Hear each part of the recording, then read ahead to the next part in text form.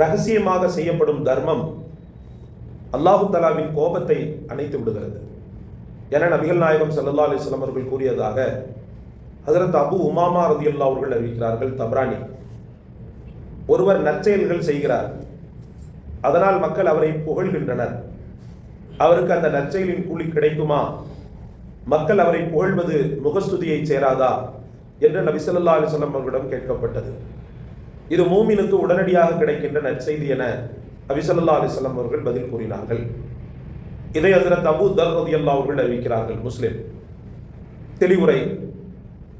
ஹதீஸின் கருத்து, ஒரு நற்செய்தி மறுமையில் கிடைக்கக்கூடியது, மற்றொன்று மக்கள் இவரை புகழ்வதன் மூலம் உலகில் கிடைக்கக்கூடியது. அவருடைய எண்ணம் அல்லாஹு தஆலாவின் திருப்திக்காகவே என்று இருக்க வேண்டும். அவருடைய நற்செயல் புகழப்படும் நோக்கமாக இல்லை என்றால் அவர் விரும்பாமல் மக்களால் புகழப்படுவது அவருக்கு உலகத்தில் கிடைக்கும் உடனடியான சுப செய்தியாகும். அல்லாஹ்வின் நல்லடியார்களே, நேற்றைய தினம் வஞ்ச புகழ்ச்சியை நான் சொன்னேன்.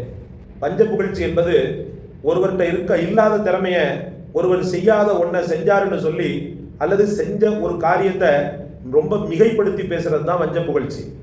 இந்த வஞ்ச புகழ்ச்சியினுடைய பின்னணியில என்ன இருக்கும்னு சொன்னா காரியமாற்றுவது இருக்கும்.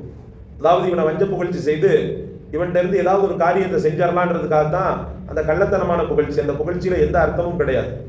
ஆனா அதே சமயத்துல மனதார ஒருத்தர் என்ன செய்யறார்? பாராட்டுறார், புகழ்றார். அந்த புகழ்தல்ல அளவுகோல் இருக்கிறது. உண்மையிலேயே அவர் அதை செய்தார் என்று அதை செய்தாங்கன்னு சொல்லிட்டு சொல்லணும். நான் அதுல கொஞ்சம் எக்ஸ்ட்ரானரியா சொல்லிட்டேன்னு வச்சுக்கிறீங்களேன், அதுல தவறா போயிடும். எப்படின்னு சொன்னா, உதாரணமா பள்ளிவாசலுக்கு ஒருத்தர் 10,000 ரூபாய் டொனேஷன் கொடுத்துருக்கிறார். அப்போ நான் மைக் பிடிச்சி என்ன செய்யறேன்? கண்ணியத்திற்குரிய இவர் நாங்கள் கேட்ட மாத்திரத்திலேயே 10,000 ரூபாய் அல்லாஹ்வுடைய பள்ளிக்காக தந்திருக்கிறாங்க. அல்லாஹ் தஆலா ஒரு சிரமமான ஒரு சூழ்நிலையில ரப்புல் ஆலமீனுடைய திருப்தியை மட்டுமே நாடி அவங்க கொடுத்துருக்குறாங்க. அதே போல மற்றவர்களும் முன் வரணும் அப்படின்றதுக்காக அவருடைய விஷயத்தை பப்ளிக் படுத்தி சொல்றாரு. இது கூடுமான்னு சொன்னா இது வரவேற்கப்பட்ட புகழ். இந்த புகழ்னால சம்பந்தப்பட்டவருடைய அந்த நற்பெயருக்கு எந்த கலகமும் ஏற்படாது. ஆகிரத்துல உன்னை புகழ்ந்தாச்சு, உனக்கு நன்மை கிடையாது அப்படின்றதுலாம் அல்லாஹ் தஆலா சொல்ல மாட்டான். ஏன்னா அவர் அதை விரும்பல. அவர் கொடுக்கறத கொடுத்துட்டாரு. மக்கள் என்ன செய்யறாங்க? அவர் தந்ததை பிரஸ்தாபிக்கிறாங்க. இந்த மாதிரி 10,000 ரூபாய் டொனேஷன் கொடுத்துருக்காங்க அல்லாஹ்வுடைய பள்ளிக்கு, மற்றவங்களும் முன் வாங்க அப்படின்னு சொல்றாங்க. ஒரு காலம் இருந்துச்சு. அந்த காலத்துல நிர்வாகத்தில் உள்ளவங்க கேட்பாங்க. எப்படி கேட்பாங்கட்டா, அவர் எவ்வளவு போட்டிருக்காருன்னு சொல்லிட்டு கேட்பாங்க. அப்ப அவர் 2,000 ரூபாய் போட்டிருக்காரு. அப்படியா? அப்போ நான் என்ன 2,500 எழுதுங்க அப்படின்னு சொல்லிட்டு சொல்லுவாங்க. அவர் எவ்வளோ போட்டிருக்கிறாரு? அவர் 1,000 ரூபா தான் போட்டிருக்கிறாரு. அப்போ எனக்கு ஒரு 1,500 எழுதுங்கன்னு சொல்லிட்டு சொல்லுவாங்க. இது ஒரு மனநோய் மாதிரி தான். இது ஒரு வகையான என்னது தான்? மனநோய் மாதிரி தான். உனக்கு அல்லாஹ் என்ன ரிஸ்க் கொடுத்துருக்கானா அதை கொடு, தாராளமாக கொடு. நீங்களும் ஒன்னா இல்லையே. அவருடைய சூழ்நிலை வேற, நம்முடைய சூழ்நிலை வேற. அவர் அதிகமாக கொடுத்தா நாம அதிகமாக கொடுக்கணுன்ற அப்படிலாம் ஒன்றும் கிடையாது. நமக்கு என்னவோ அது தாராளமாக கொடுக்கணும். அல்லாஹ்வுடைய மஸ்ஜிதுகளுக்கோ அல்லது இன்னவர நற்காரியங்களுக்கோ தாராளமாக கொடுக்கணும். அதை ரசூல் ஸல்லல்லாஹு அலைஹி வஸல்லம் அவர்கள் அதுதான் அந்த புகழத்தான் ரசூல் ஸல்லல்லாஹு அலைஹி வஸல்லம் அவர்கள் சொன்னாங்க. இந்த புகழ்னால எந்த பாதிப்பும் ஏற்படாது. அது உலகத்தில் ஒரு மூமினுக்கு கிடைக்கக்கூடிய பஷாரத் என்று சொன்னாங்க. ஒரு நல்ல அறிவாளி, அந்த அறிவாளியை பார்த்து நான் அறிவாளின்னு சொல்றேன், நல்ல அறிவாளிப்பா. அதுக்காக இல்லாத பொருளாதெல்லாம் சொல்லணும். உலகத்திலே இவர் தான் பெரிய அறிவாளி அப்படிலாம் சொல்லக்கூடாது. அறிவாளினா அறிவாளி, அவரை பயன்படுத்திக்கிறங்க அப்படின்னு சொல்றதுல தவறு இல்லை. கண்ணியத்திற்குரிய ஹஸரத் ஆயிஷா ரலியல்லாஹு அன்ஹா எவ்வளவு பெரிய மேதாவுங்க தெரியுமா?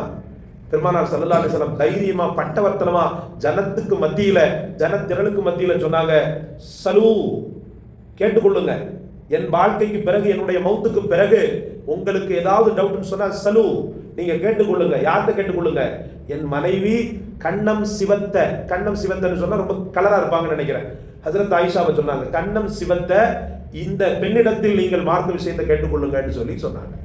எத்தனை பேரை உருவாக்குனாங்க ஹஸரத் ஆயிஷா. இந்த ஒத்த வார்த்தை எத்தனை பேரை உருவாக்கிச்சு.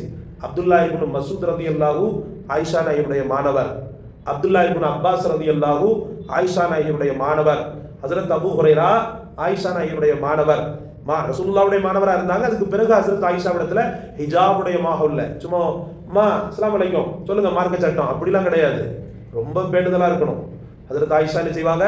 ஹிஜாபுக்குள்ள இருந்து சட்டம் சொல்லுவாங்க, மற்றவர்கள் அந்த சட்டத்தை கேட்பாங்க. அந்த மாதிரி ஒரு அழகான ஒரு பெண்ணாக ஹஸரத் ஆயிஷாவை வளர்ந்தது ரசூலுல்லாஹ்வுடைய பாராட்டு அந்த போலும் தான்.